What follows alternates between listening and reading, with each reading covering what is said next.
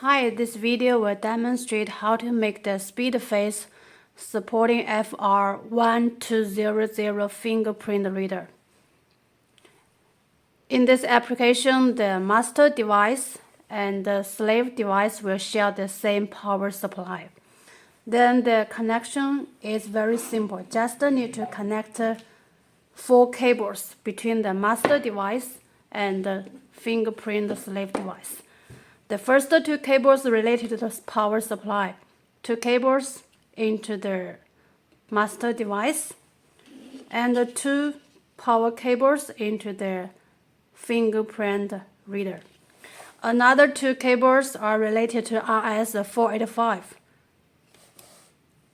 Here, 2 cables directly connect with the fingerprint reader RS485.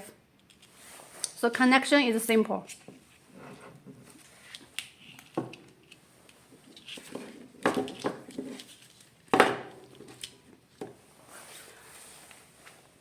After the connection successfully, when we press the finger here, there's no any response from the master device. So we need to make some settings between the master device and the slave device.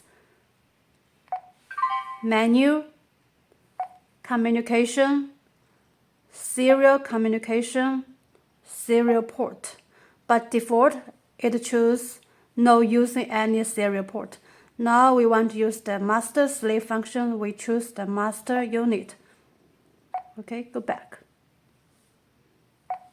Because I have a register my fingerprint in the master device, so when I place finger in the slave device, please try again. Thank you. Duplicated punch. Thank you. Please try again. Please try this finger again. not register. Please try again.